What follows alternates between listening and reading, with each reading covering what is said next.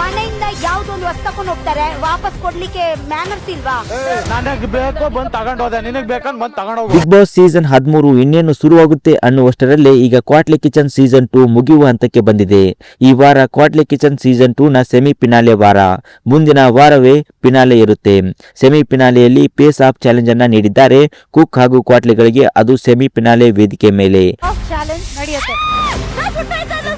ಈ ಒಂದು ಸೆಮಿ ಫಿನಾಲೆಯಲ್ಲಿ ನಡೆಯುವಂತಹ ಪೇಸ್ ಆಫ್ ಚಾಲೆಂಜ್ ನಲ್ಲಿ ವಿನ್ ಆಗುವಂತಹ ಜೋಡಿ ಫಿನಾಲೆ ವಾರವನ್ನ ಡೈರೆಕ್ಟ್ ಆಗಿ ಸೇರ್ತಾರೆ.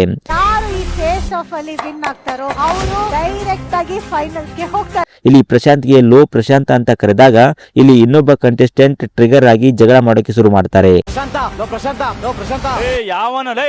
ನಂತರ ಸೆಮಿಫಿನಾಲೆ ವೇದಿಕೆ ಮೇಲೆ ರಕ್ಷಿತಾ ಶೆಟ್ಟಿ ಅವರು ನನ್ನ ಮನೆಯಿಂದ ತೆಗೆದುಕೊಂಡ ವಸ್ತುವನ್ನ ಮತ್ತೆ ವಾಪಸ್ ಕೊಡುವ ಮ್ಯಾನರ್ ಸಹ ಇಲ್ಲ ನಿಮಗೆ ಅಂತ ರೂಡ್ ಆಗಿ ಮಾತಾಡ್ತಾರೆ.